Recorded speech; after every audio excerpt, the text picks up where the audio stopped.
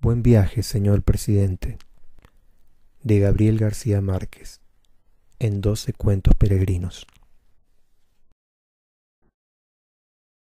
Estaba sentado en el escaño de madera bajo las hojas amarillas del parque solitario, contemplando los cisnes polvoriento con las dos manos apoyadas en el pomo de plata del bastón y pensando en la muerte.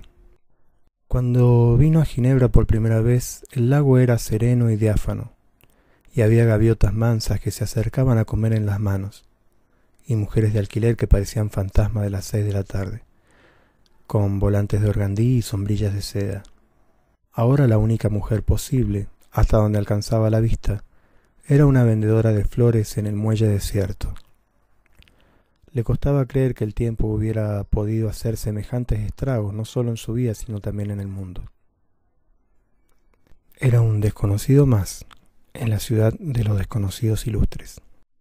Llevaba el vestido azul oscuro con rayas blancas, el chaleco de brocado y el sombrero duro de los magistrados en retiro.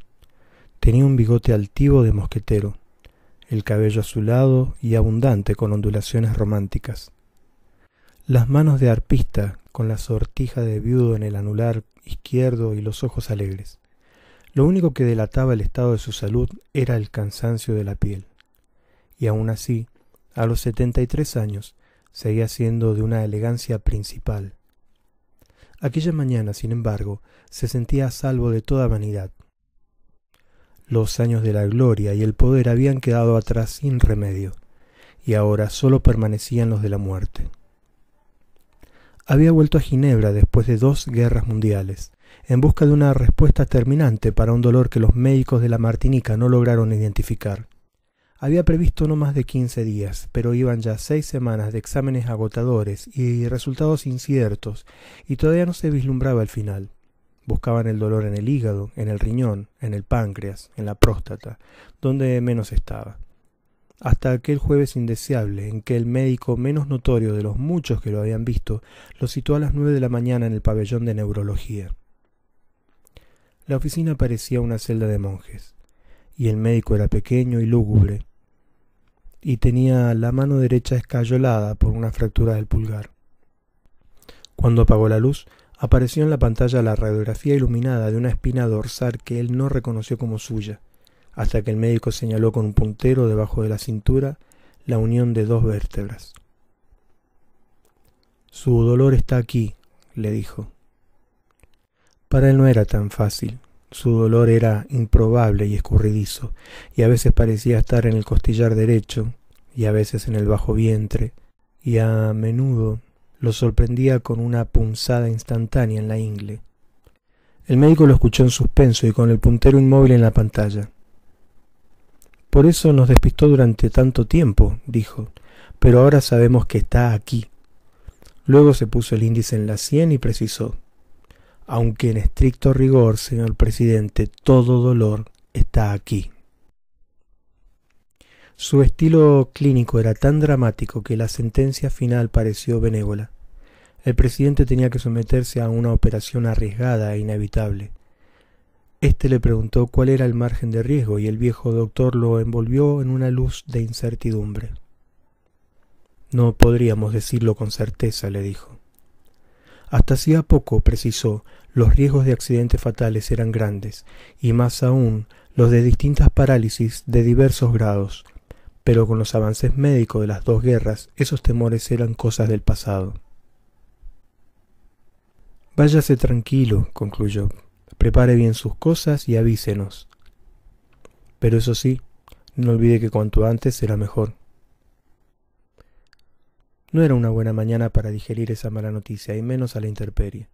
Había salido muy temprano del hotel, sin abrigo, porque vio un sol radiante por la ventana, y se había ido con sus pasos contados desde el Chemin du Beausoleil, donde estaba el hospital, hasta el refugio de enamorado furtivo del parque inglés. Llevaba allí más de 1 hora, siempre pensando en la muerte, cuando empezó el otoño.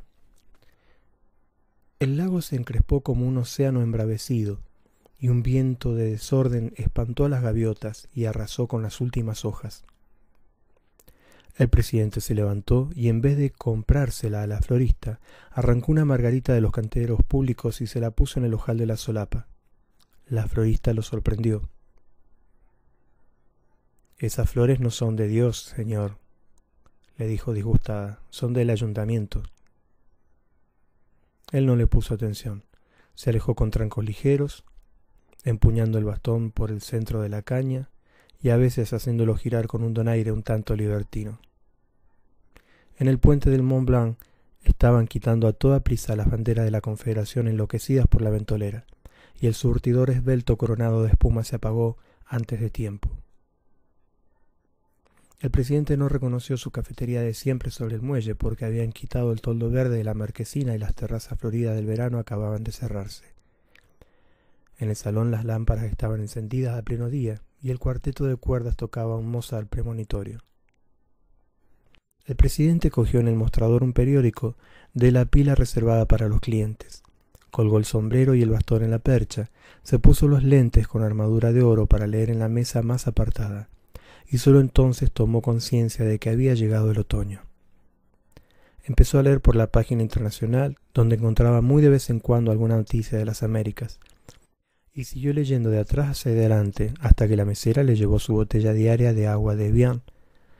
Hacía más de 30 años que había renunciado al hábito del café por imposición de sus médicos, pero ahora había dicho, si alguna vez tuviera la certidumbre de que voy a morir, volvería a tomarlo. Quizás la hora había llegado. «Tráigame también un café», ordenó en un francés perfecto, y precisó sin reparar en el doble sentido. «A la italiana, como para levantar a un muerto». Se lo tomó sin azúcar, a sorbos lentos, y después puso la taza boca abajo en el plato para que el sedimento del café, después de tantos años, tuviera tiempo de escribir su destino. El sabor recuperado lo redimió por un instante de su mal pensamiento. Un instante después, como parte del mismo sortilegio, sintió que alguien lo miraba. Entonces pasó la página con un gesto casual, miró por encima de los lentes y vio al hombre pálido y sin afeitar, con una gorra deportiva y una chaqueta de cordero volteado, que apartó la mirada al instante para no tropezar con la suya. Su cara le era familiar. Se habían cruzado varias veces en el vestíbulo del hospital. Lo había vuelto a ver cualquier día en una motoneta por la Promenade du Lac, mientras él contemplaba los cisnes, pero nunca se sintió reconocido. No descartó, sin embargo, que fuera otra de las tantas fantasías persecutorias del exilio. Terminó el periódico sin prisa, flotando en los chelos suntuosos de Brahms, hasta que el dolor fue más fuerte que la analgesia de la música. Entonces miró el relojito de oro que llevaba colgado de una leontina en el bolsillo del chaleco, y se tomó las 2 tabletas calmantes del mediodía con el último trago del agua de Evian. Antes de quitarse los lentes, descifró su destino en el asiento de café y sintió un estremecimiento glacial. Allí estaba la incertidumbre. Por último pagó la cuenta con una propina estítica, cogió el bastón y el sombrero en la percha y salió a la calle sin mirar al hombre que lo miraba. Se alejó con su andar festivo, bordeando los canteros de flores despedazadas por el viento, y se creyó liberado del hechizo. Pero de pronto sintió los pasos detrás de los suyos. Se detuvo al doblar la esquina y dio media vuelta. El hombre que lo seguía tuvo que pararse en seco para no tropezar con él, y lo miró sobrecogido, a menos de 2 palmos de sus ojos. «Señor presidente», murmuró. «Dígale a los que le pagan que no se hagan ilusiones», dijo el presidente sin perder la sonrisa ni el encanto de su voz. «Mi salud es perfecta». «Nadie lo sabe mejor que yo», dijo el hombre, abrumado por la carga de dignidad que le cayó encima. «Trabajo en el hospital». La dicción y la cadencia, y aún su timidez, eran las de un Caribe crudo. «No me dirá que es médico», le dijo el presidente. «¿Qué más quisiera yo, señor?», dijo el hombre. «Soy chofer de ambulancia». «Lo siento», dijo el presidente, convencido de su error. «Es un trabajo duro». «No tanto como el suyo, señor». Él lo miró sin reservas, se apoyó en el bastón con las 2 manos y le preguntó con un interés real. ¿De dónde es usted? Del Caribe. De eso ya me di cuenta, dijo el presidente, pero ¿de qué país? Del mismo que usted, señor, dijo el hombre y le tendió la mano. Mi nombre es Homero Rey. El presidente lo interrumpió sorprendido sin soltarle la mano. Caray, le dijo, qué buen nombre. Homero se relajó. Y es más todavía, dijo, Homero Rey de la casa. Y una cuchillada invernal los sorprendió indefensos en mitad de la calle. El presidente se estremeció hasta los huesos y comprendió que no podía caminar sin abrigo las 2 cuadras que le faltaban hasta la fonda de pobres donde solía comer. ¿Ya almorzó?, le preguntó a Homero. Nunca almuerzo, dijo Homero, como una sola vez por la noche en mi casa. Haga una excepción por hoy, le dijo él con todos sus encantos a flor de piel. Lo invito a almorzar. Lo tomó del brazo y lo condujo hasta el restaurante enfrente, con el nombre dorado en la marquesina de lona, Le Boeuf Couronné. El interior era estrecho y cálido, y no parecía haber un sitio libre. Homero Rey, sorprendido de que nadie reconociera al presidente, siguió hasta el fondo del salón para pedir ayuda. ¿Es presidente en ejercicio?, le preguntó el patrón. No, dijo Homero. Derrocado. El patrón soltó una sonrisa de aprobación. Para esos, dijo, tengo siempre una mesa especial. Los condujo a un lugar apartado, en el fondo del salón donde podía charlar a gusto. El presidente se lo agradeció. No todos reconocen como usted la dignidad del exilio, dijo. La especialidad de la casa eran las costillas de buey al carbón. El presidente y su invitado miraron en torno y vieron en las otras mesas los grandes trozos asados con un borde de grasa tierna. Es una carne magnífica, murmuró el presidente, pero la tengo prohibida. Fijó en Homero una mirada traviesa y cambió de tono. En realidad, tengo prohibido todo. También tiene prohibido el café, dijo Homero, y sin embargo lo toma. Se dio cuenta, dijo el presidente, pero hoy fue solo una excepción, en un día excepcional. La excepción de aquel día no fue solo con el café. También ordenó una costilla de buey al carbón y una ensalada de legumbres frescas sin más aderezos que un chorro de aceite de oliva. Su invitado pidió lo mismo, más media garrafa de vino tinto. Mientras esperaban la carne, Homero sacó del bolsillo de la chaqueta una billetera sin dinero y con muchos papeles, y le mostró al presidente una foto descolorida. Él se reconoció en mangas de camisa, con varias libras menos, y el cabello y el bigote de un color negro intenso, en medio de un tumulto de jóvenes que se habían empinado para sobresalir. De una sola mirada reconoció el lugar, reconoció los emblemas de una campaña electoral aborrecible, reconoció la fecha ingrata. ¡Qué barbaridad!, murmuró. Siempre he dicho que uno envejece más rápido en los retratos que en la vida real. Y devolvió la foto con el gesto de un acto final. Lo recuerdo muy bien. Fue hace miles de años en la galera de San Cristóbal de las Casas.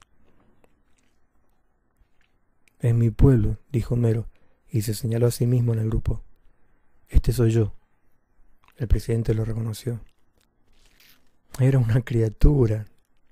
Casi, dijo Homero. Estuve con usted en toda la campaña del sur como dirigente de las brigadas universitarias. El presidente se anticipó al reproche. Yo, por supuesto, ni siquiera me fijaba en usted, dijo. Al contrario, era muy gentil con nosotros, dijo Homero, pero éramos tanto que no es posible que se acuerde. ¿Y luego?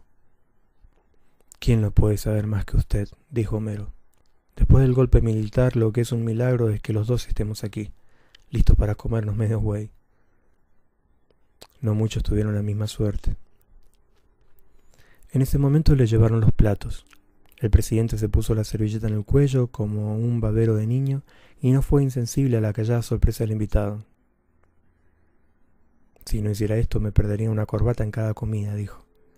Antes de empezar probó la sazón de la carne, la aprobó con un gesto complacido y volvió al tema. Lo que no me explico, dijo, es por qué no me había acercado antes en vez de seguirme como un sabueso. Es por qué no se me había acercado antes en vez de seguirme como un sabueso. Entonces Homero le contó que lo había reconocido desde que lo vio entrar en el hospital por una puerta reservada para casos muy especiales. Era pleno verano y él llevaba el traje completo de lino blanco de las Antillas, con zapatos combinados en blanco y negro, la margarita en el ojal y la hermosa cabellera alborotada por el viento. Homero averiguó que estaba solo en Ginebra, sin ayuda de nadie, pues conocía de memoria la ciudad donde había terminado sus estudios de leyes. La dirección del hospital, a solicitud suya, tomó las determinaciones internas para asegurar el incógnito absoluto. Esa misma noche Homero se concertó con su mujer para hacer contacto con él. Sin embargo, lo había seguido durante 5 semanas buscando una ocasión propicia y quizás no habría sido capaz de saludarlo si él no lo hubiera enfrentado. «Me alegro que lo haya hecho», dijo el presidente, «aunque la verdad es que no me molesta para nada estar solo». «No es justo», dijo Homero. «¿Por qué?», preguntó el presidente con sinceridad. «La mayor victoria de mi vida ha sido lograr que me olviden». «Nos acordamos de usted más de lo que usted se imagina», dijo Homero sin disimular su emoción. «Es una alegría verlo aquí, sano y joven». «Sin embargo», dijo él sin dramatismo, «todo indica que moriré muy pronto». «Por favor, sus probabilidades de salir bien son muy altas», dijo Homero. El presidente dio un salto de sorpresa, pero no perdió la gracia. «Ah, caray», exclamó. «¿Es que en la bella Suiza se abolió el sigilo médico?» «En ningún hospital del mundo hay secretos para un chofer de ambulancia», dijo Homero. «Pues lo que yo sé, lo he sabido hace apenas 2 horas y por boca del único que debía saberlo». «En todo caso, usted no moriría en vano», dijo Homero. «Alguien lo pondrá en el lugar que le corresponde como un ejemplo de dignidad». El presidente fingió un asombro cómico. «Gracias por prevenirme», dijo. Comía como hacía todo, despacio y con una gran pulcritud. Mientras tanto miraba a Homero directo a los ojos, de modo que éste tenía la impresión de ver lo que él pensaba. Al cabo de una larga conversación de evocaciones nostálgicas, hizo una sonrisa maligna. «Había decidido no preocuparme por mi cadáver», dijo, «pero ahora veo que debo tomar ciertas precauciones de novela policíaca para que nadie lo encuentre». «Será inútil», bromeó Homero a su vez. «En el hospital no hay misterios que duren más de 1 hora». Cuando terminaron con el café, el presidente leyó el fondo de su taza y volvió a estremecerse. El mensaje era el mismo.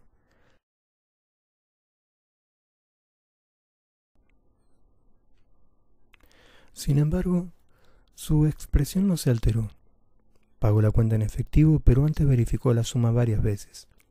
Contó varias veces el dinero con un cuidado excesivo y dejó una propina que solo mereció un gruñido del mesero. «Ha sido un placer», concluyó al despedirse de Homero. «No tengo fecha para la operación y ni siquiera he decidido si voy a someterme o no, pero si todo sale bien, volveremos a vernos». «¿Y por qué no antes?», dijo Homero.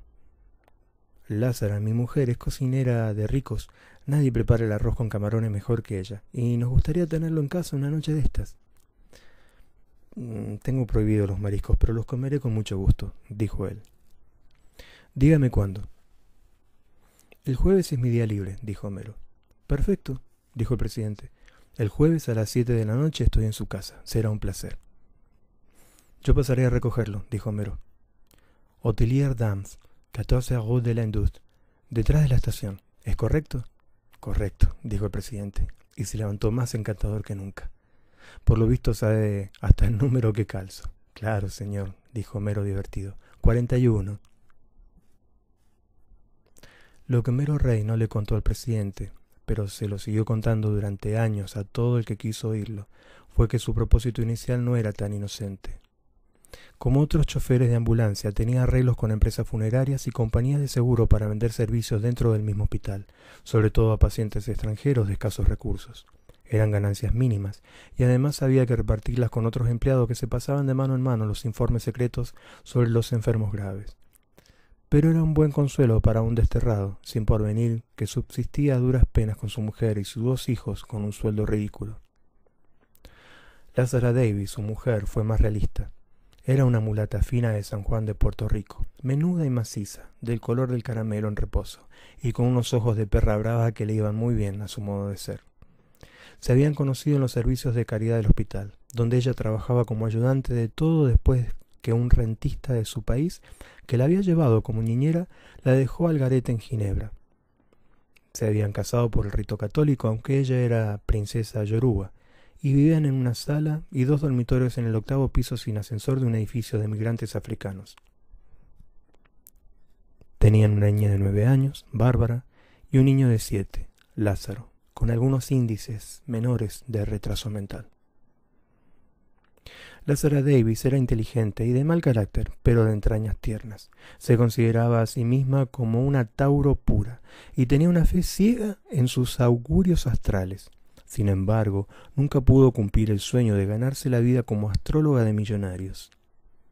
En cambio, aportaba a la casa recursos ocasionales y a veces importantes, preparando cenas para señoras ricas que se lucían con sus invitados, haciéndoles creer que eran ellas las que cocinaban los excitantes platos antillanos. Homero, por su parte, era tímido de solemnidad y no daba para más de lo poco que hacía. Pero Lázara no concebía la vida sin él por la inocencia de su corazón y el calibre de su arma. Les había ido bien, pero los años venían cada vez más duros y los niños crecían. Por los tiempos en que llegó el presidente había empezado a picotear sus ahorros de 5 años, de modo que cuando Homero Rey lo descubrió entre los enfermos incógnitos del hospital, se le fue la mano en las ilusiones. No sabían a ciencia cierta qué le iban a pedir ni con qué derecho. En el primer momento habían pensado venderle el funeral completo, incluidos el embalsamamiento y la repatriación, pero poco a poco se fueron dando cuenta de que la muerte no parecía tan inminente como al principio. El día del almuerzo estaban ya aturdidos por las dudas. La verdad es que Homero no había sido dirigente de brigadas universitarias, ni nada parecido, y la única vez que participó en la campaña electoral fue cuando tomaron la foto que habían logrado encontrar por milagro traspapelada en el ropero. Pero su fervor era cierto. Era cierto también que había tenido que huir del país por su participación en la resistencia callejera contra el golpe militar. Aunque la única razón para seguir viviendo en Ginebra después de tantos años era su pobreza de espíritu. Así que una mentira de más o de menos no debe ser un obstáculo para ganarse el favor del presidente. La primera sorpresa de ambos fue que el desterrado ilustre viviera en un hotel de cuarta categoría en el barrio triste de La Grotte, entre inmigrantes asiáticos y mariposas de la noche, y que comiera solo en fondas de pobres, cuando Ginebra estaba llena de residencias dignas para políticos en desgracia. Homero lo había visto repetir día tras día los actos de aquel día. Lo había acompañado de vista y a veces a una distancia menos que prudente, en sus paseos nocturnos por entre los muros lúgubres y los colgajos de campánulas amarillas de la ciudad vieja. Lo había visto absorto durante horas frente a la estatua de Calvino. Había subido tras él paso a paso a la escalinata de piedra, sofocado por el perfume ardiente de los jazmines, para contemplar los lentos atardeceres del verano desde la cima del Bourget Foix. Una noche lo vio bajo la primera llovizna, sin abrigo ni paraguas, haciendo la cola con los estudiantes para un concierto de Rammstein. No sé cómo no le ha dado una pulmonía, le dijo después a su mujer. El sábado anterior, cuando el tiempo comenzó a cambiar, lo había visto comprando un abrigo de otoño con un cuello de bisones falsos, pero no en las tiendas luminosas de la Rue de Ron, donde compraban los emires fugitivos, sino en el mercado de las pulgas. Entonces no hay nada que hacer, exclamó Lázara cuando Homero se lo contó. Es un avaro de mierda, capaz de hacerse enterrar por la beneficencia en la fosa común. Nunca le sacaremos nada. A lo mejor es pobre de verdad, dijo Homero, después de tantos años sin empleo. Ay, negro, una cosa es ser P6 con ascendente P6 y otra cosa es ser pendejo, dijo Lázara. Todo el mundo sabe que se alzó con el oro del gobierno y que es el exiliado más rico de la Martinica. Homero, que era 10 años mayor, había crecido impresionado con la noticia de que el presidente estudió en Ginebra, trabajando como obrero de la construcción. En cambio, Lázara se había criado entre los escándalos de la prensa enemiga, magnificados en una casa de enemigos, donde fue niñera desde niña. Así que la noche en que Homero llegó ahogándose de júbilo porque había almorzado con el presidente, a ella no le valió el argumento de que lo había invitado a un restaurante caro. Le molestó que Homero no le hubiera pedido nada de lo mucho que habían soñado, desde beca para los niños hasta un empleo mejor en el hospital. Le pareció una confirmación de su sospecha la decisión de que le echaran el cadáver a los buitres en vez de gastarse sus francos en un entierro digno y una repatriación gloriosa. Pero lo que rebosó el vaso fue la noticia que Homero se reservó para el final, de que había invitado al presidente a comer arroz de camarones el jueves en la noche. «No más eso nos faltaba», gritó Lázara. «Que se nos muera aquí, envenenado con camarones de lata, y tengamos que enterrarlo con los ahorros de los niños». Lo que al final determinó su conducta fue el peso de su lealtad conyugal. Tuvo que pedir prestado a una vecina 3 juegos de cubiertos de alpaca y una ensaladera de cristal, a otra una cafetera eléctrica, a otra un mantel bordado y una vajilla china para el café. Cambió las cortinas viejas por las nuevas, que solo usaban en los días de fiesta, y les quitó el forro a los muebles. Pasó un día entero fregando los pisos, sacudiendo el polvo, cambiando las cosas de lugar, hasta que logró lo contrario de lo que más le hubiera convenido, que era convencer al invitado con el decoro de la pobreza. El jueves en la noche, después de que se repuso del ahogo de los 8 pisos, el presidente apareció en la puerta con el nuevo abrigo viejo y el sombrero melón de otro tiempo, y con una sola rosa para Lázara. Ella se impresionó con su hermosura viril y sus maneras de príncipe, pero más allá de todo eso lo vio como esperaba verlo, falso y rapaz. Le pareció impertinente porque ella había cocinado con las ventanas abiertas para evitar que el vapor de los camarones impregnara la casa, y lo primero que hizo él al entrar fue aspirar a fondo, como un éxtasis súbito, y exclamó con los ojos cerrados y los brazos abiertos: «¡Ah, el olor de nuestro mar!». Le pareció más tacaño que nunca por llevarle una sola rosa, robada sin duda en los jardines públicos. Le pareció insolente por el desdén con que miró los recortes de periódicos sobre sus glorias presidenciales y los gallardetes y banderines de la campaña, que Homero había clavado con tanto candor en la pared de la sala. Le pareció duro de corazón porque no saludó siquiera a Bárbara y a Lázaro, que le tenían un regalo hecho por ellos, y en el curso de la cena se refirió a 2 cosas que no podía soportar: los perros y los niños. Lo odió. Sin embargo, su sentido caribe de la hospitalidad se impuso sobre sus prejuicios. Se había puesto la bata africana de sus noches de fiesta y sus collares y pulseras de santería, y no hizo durante la cena un solo gesto, ni dijo una sola palabra de sobra. Fue más que irreprochable, perfecta. La verdad que el arroz de camarones no estaba entre las virtudes de su cocina, pero lo hizo con los mejores deseos, y le quedó muy bien. El presidente se sirvió 2 veces sin medirse en los elogios, y le encantaron las tajadas fritas de plátano maduro y la ensalada de aguacate, aunque no compartió las nostalgias. Lázara se conformó con escuchar hasta los postres, cuando Homero se atascó sin que viniera a cuento en el callejón sin salida de la existencia de Dios. «Yo sí creo que existe», dijo el presidente, «pero que no tiene nada que ver con los seres humanos. Anda en cosas mucho más grandes». «Yo solo creo en los astros», dijo Lázara, y escrutó la reacción del presidente. «¿Qué día nació usted?» «11 de marzo». «Tenía que ser», dijo Lázara con un sobresalto triunfal, y preguntó de buen tono: «¿No será demasiado 2 pises en una mesa?». Los hombres seguían hablando de Dios cuando ella se fue a la cocina a preparar el café. Había recogido los trastos de la comida y ansiaba con toda su alma que la noche terminara bien. De regreso a la sala con el café, le salió al encuentro una frase suelta del presidente que la dejó atónita. «No lo dude, mi querido amigo. Lo peor que pudo pasarle a nuestro pobre país es que yo fuera presidente».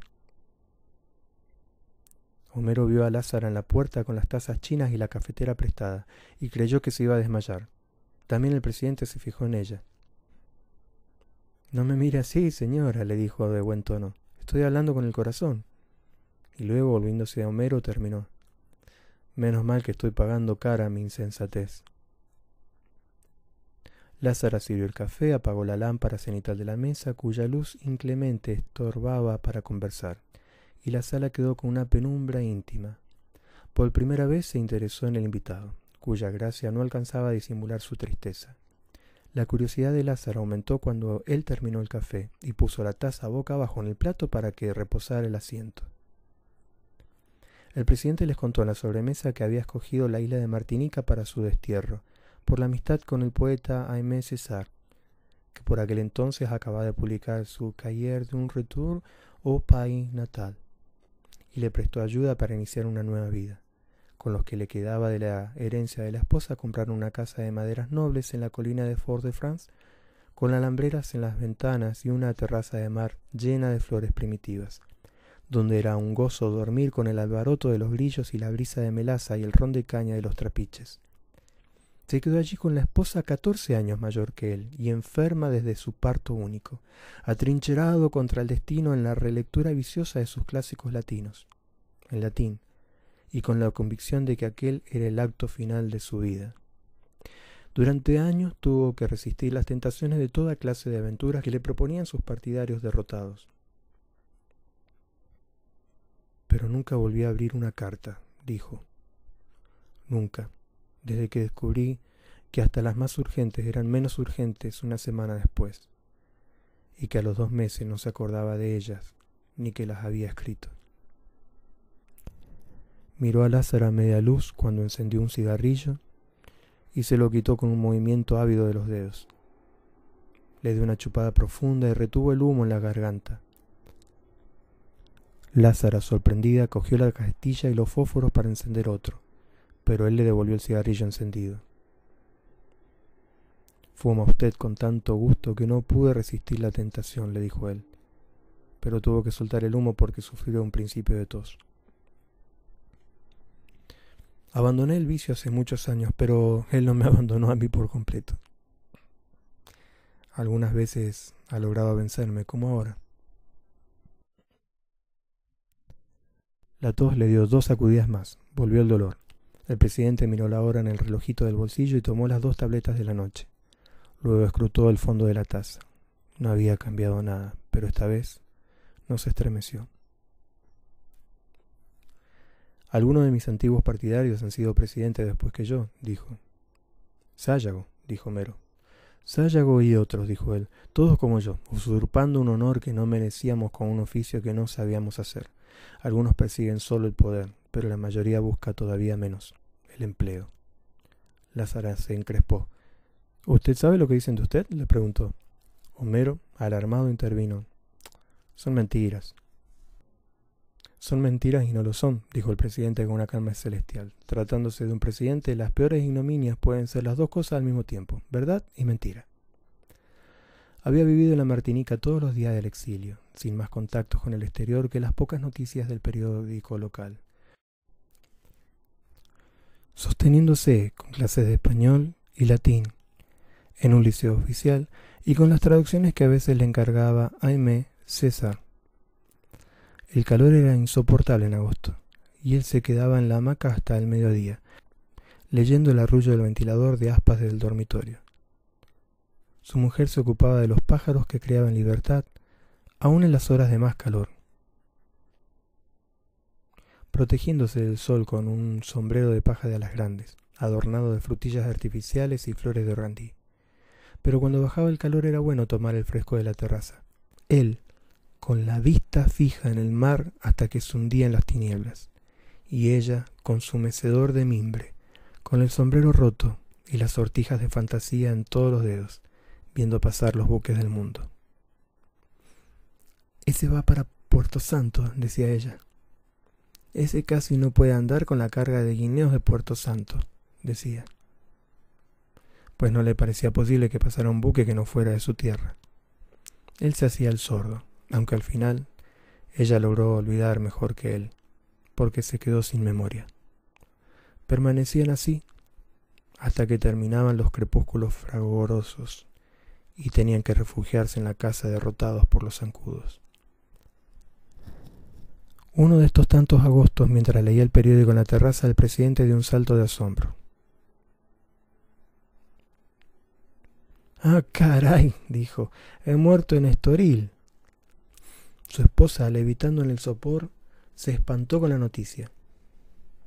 Eran 6 líneas en la página quinta del periódico que se imprimía a la vuelta de la esquina, en el cual se publicaban sus traducciones ocasionales, y cuyo director pasaba a visitarlo de vez en cuando. Y ahora decían que había muerto en Estoril, de Lisboa, balneario y guarida de la decadencia europea, donde nunca había estado, y tal vez el único lugar del mundo donde no hubiera querido morir. La esposa murió de veras un año después, atormentada por el último recuerdo que le quedaba para aquel instante, el del único hijo, que había participado en el derrocamiento de su padre y fue fusilado más tarde por sus propios cómplices. El presidente suspiró. Así somos, y nada podrá redimirnos, dijo. Un continente concebido por las heces del mundo entero sin un instante de amor. Hijos de raptos, de violaciones, de tratos infames, de engaños, de enemigos con enemigos. Se enfrentó a los ojos africanos de Lázara que lo escudriñaban sin piedad y trató de amansarla con su labia de viejo maestro.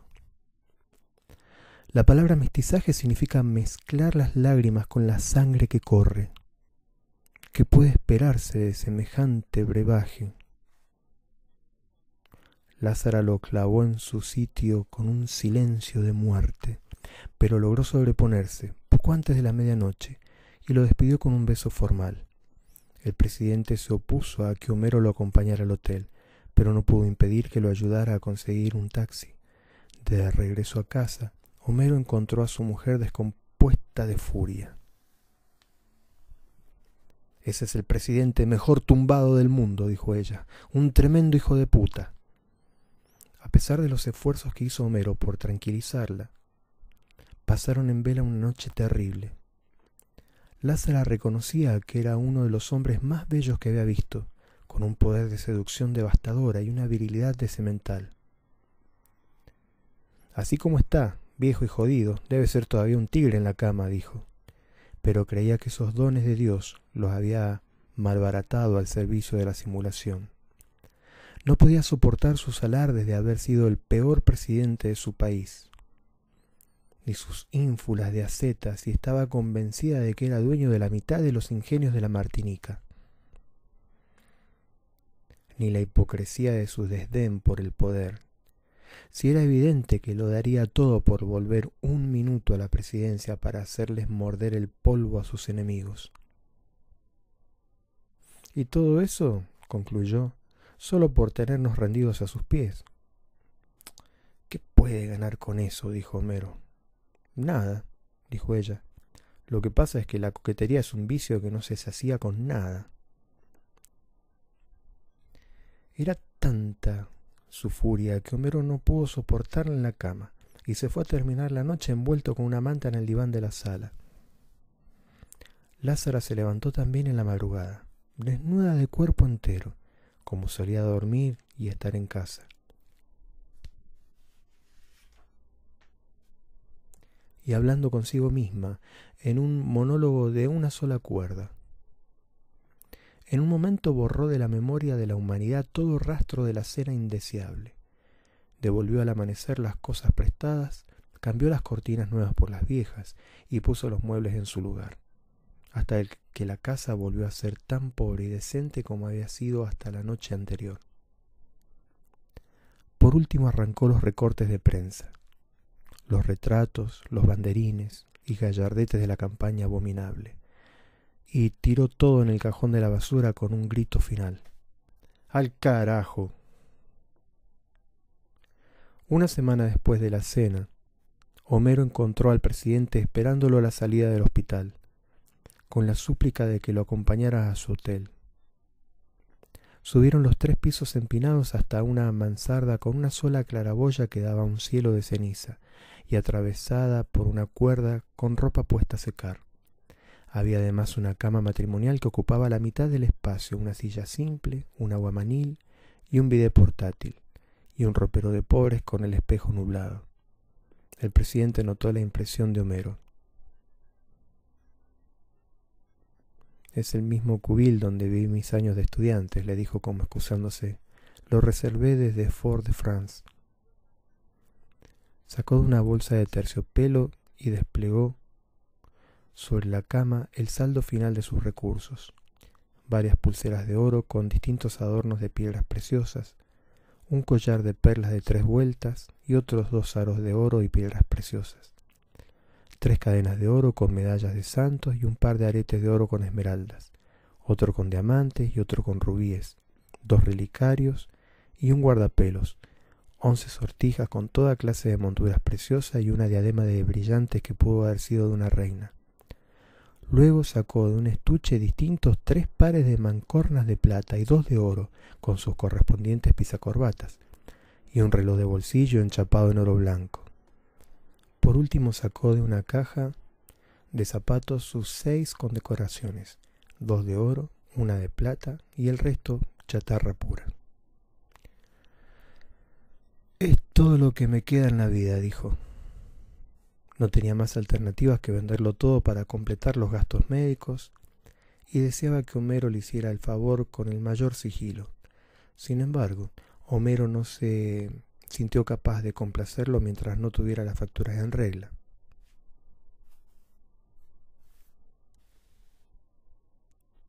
El presidente le explicó que eran las prendas de su esposa heredadas de una abuela colonial que a su vez había heredado un paquete de acciones en minas de oro en Colombia. El reloj, las mancuernas y los pisacorbatas eran suyos. Las condecoraciones, por supuesto, no fueron antes de nadie.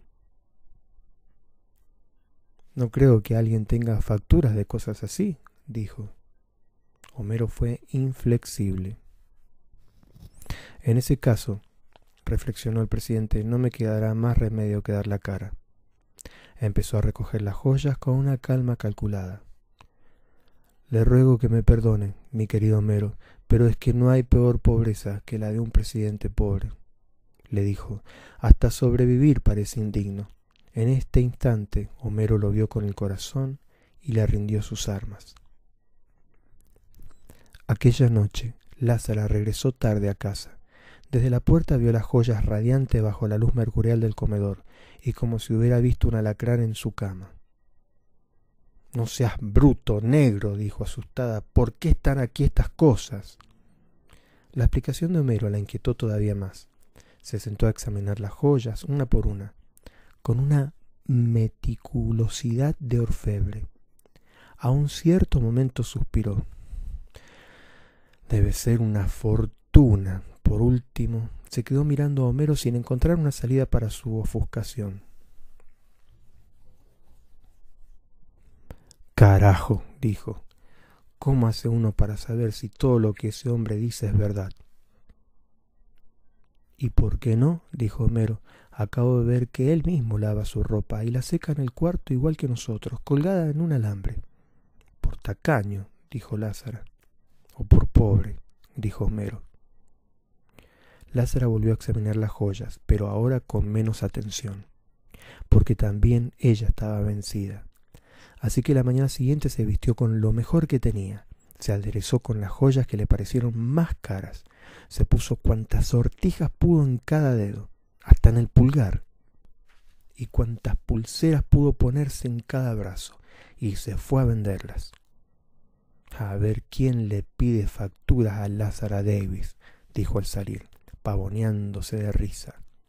Escogió la joyería exacta, con más ínfulas que prestigio, donde sabía que se vendía y se compraba sin demasiadas preguntas, y entró aterrorizada, pero pisando firme.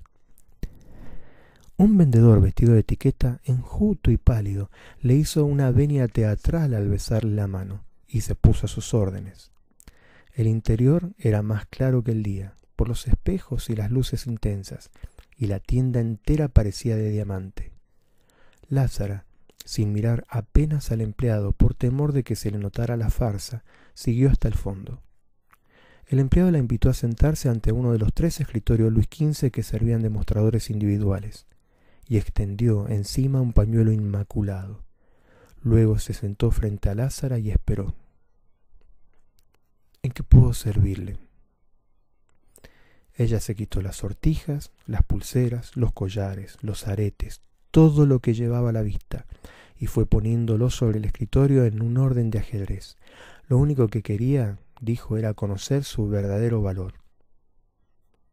El joyero se puso el monóculo en el ojo izquierdo y empezó a examinar las alhajas con un silencio clínico. Al cabo de un largo rato, sin interrumpir el examen, preguntó: ¿De dónde es usted? Lázara no había previsto esa pregunta. Ay, mi señor, suspiró. De muy lejos. Me lo imagino, dijo él. Volvió al silencio, mientras Lázara lo escudriñaba sin misericordia con sus terribles ojos de oro. El joyero le consagró una atención especial a la diadema de diamantes y la puso aparte de las otras joyas. Lázara suspiró. «Es usted un Virgo perfecto», dijo. El joyero no interrumpió el examen. «¿Cómo lo sabe?» «Por el modo de ser», dijo Lázara. Él no hizo ningún comentario hasta que terminó, y se dirigió a ella con la misma parsimonia del principio. «¿De dónde viene todo esto?» «Herencia de una abuela», dijo Lázara con voz tensa. «Murió el año pasado en Paramaribo, a los 97 años.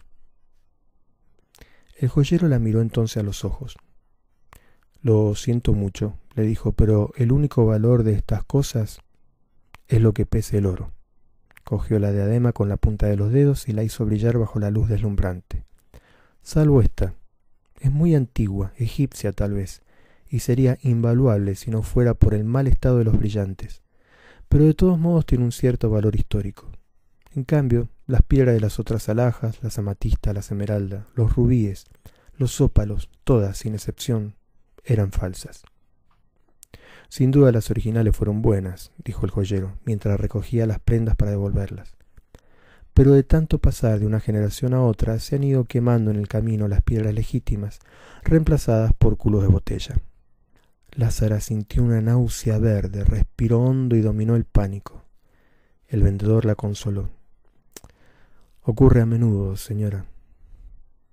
«Ya lo sé», dijo Lázara aliviada. «Por eso quiero salir de ellas». Entonces sintió que estaba más allá de la farsa y volvió a ser ella misma. Sin más vueltas, sacó del bolso las mancuernas, el reloj del bolsillo, los pisacorbatas, las condecoraciones de oro y plata y el resto de baratijas personales del presidente y puso todo sobre la mesa. «¿También esto?», preguntó el joyero. «Todo», dijo Lázara. Los francos suizos con que le pagaron eran tan nuevos que temió mancharse los dedos con la tinta fresca. Los recibió sin contarlos, y el joyero la despidió en la puerta con la misma ceremonia del saludo. Ya de salida, sosteniendo la puerta de cristal para cederle el paso, la demoró un instante. «Una última cosa, señora», le dijo. «Soy Acuario». A la prima noche, Homero y Lázara llevaron el dinero al hotel.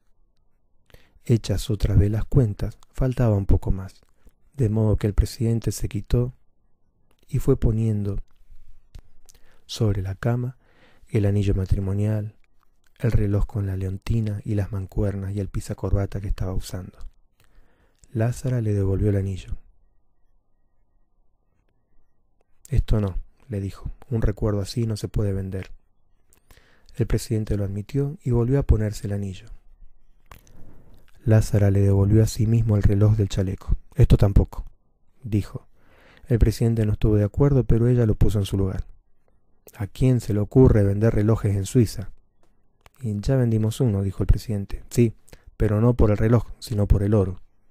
«También este es de oro», dijo el presidente. «Sí», dijo Lázara, «pero usted puede quedarse sin operar, pero no sin saber qué hora es». Tampoco le aceptó la montura de oro de los lentes, aunque él tenía otro par de carey. Sopesó las prendas que tenía en la mano y puso término a las dudas. «Además», dijo, «con esto alcanza».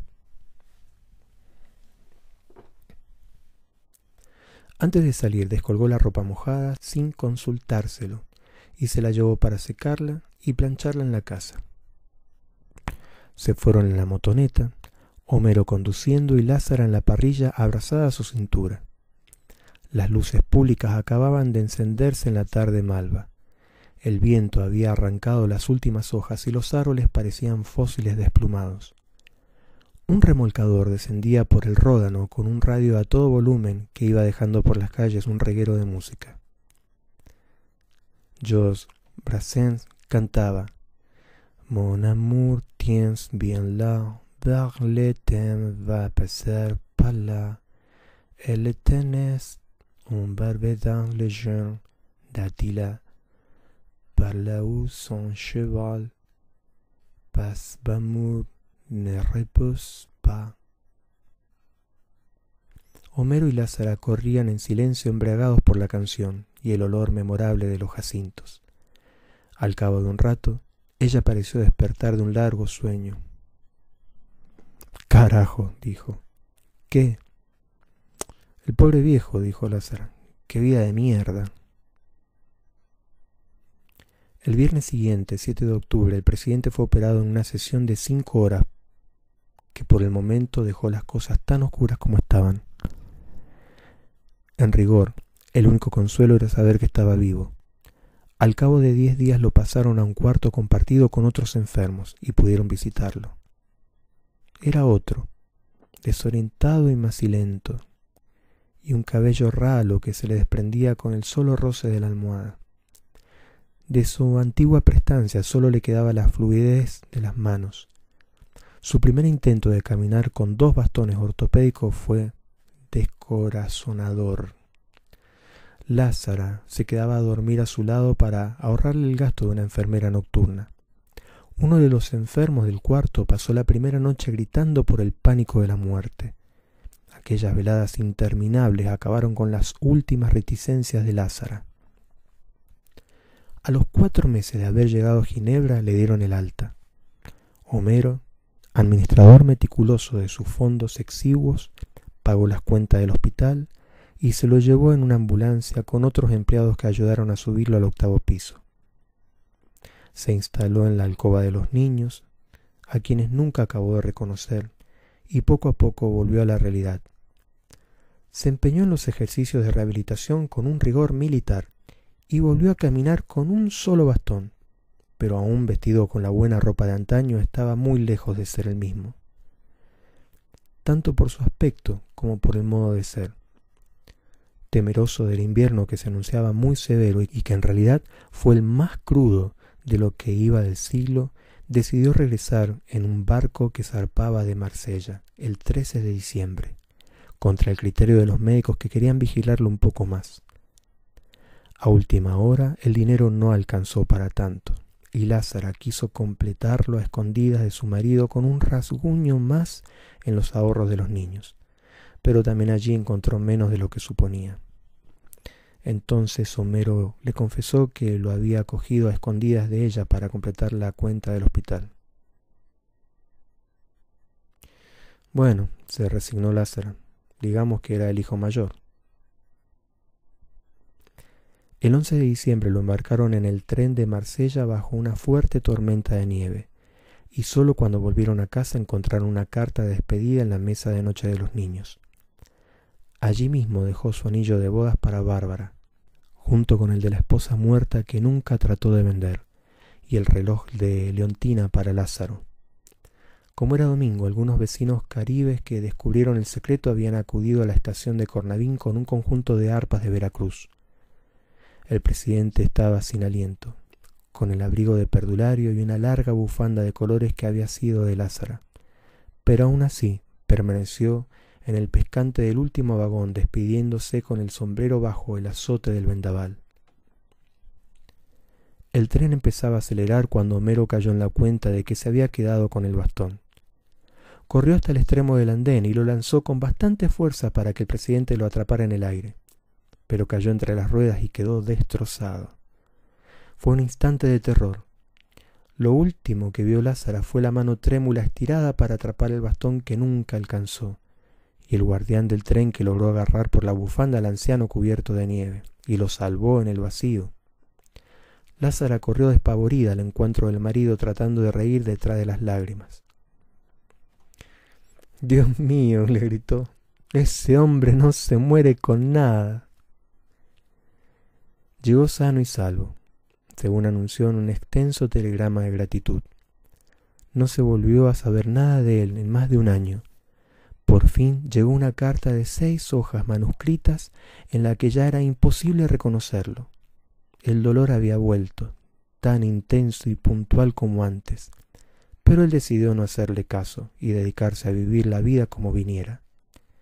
El poeta Aimé Césaire le había regalado otro bastón con incrustaciones de nácar, pero había resuelto no usarlo. Hacía 6 meses que comía carne con regularidad y toda clase de mariscos, y era capaz de beberse hasta 20 tazas diarias de café cerrero, pero ya no leía el fondo de la taza porque sus pronósticos le resultaban al revés. El día que cumplió los 75 años se había tomado unas copitas del exquisito ron de la Martinica, que le sentaron muy bien, y volvió a fumar. No se sentía mejor, por supuesto, pero tampoco peor. Sin embargo, el motivo real de la carta era comunicarles que se sentía tentado de volver a su país para ponerse al frente de un movimiento renovador, por una causa justa y una patria digna, aunque solo fuera por la gloria mezquina de no morirse de viejo en su cama. En ese sentido, concluía la carta. El viaje a Ginebra había sido providencial. Junio 1979.